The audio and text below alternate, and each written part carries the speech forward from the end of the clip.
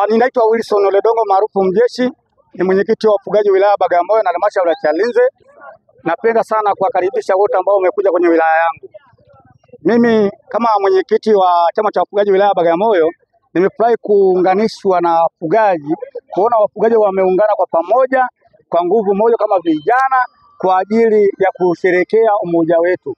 Hii ni umoja ya wafugaji wote. Hailishi kwamba wewe ni Msukuma, Mang'ati, Mpare, mradi wewe ni mfugaji.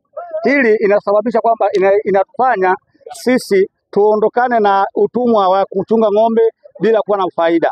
Sisi tunachunga ng'ombe yenye faida. Tumetoka kuwa ni machinga wa kuhamahama.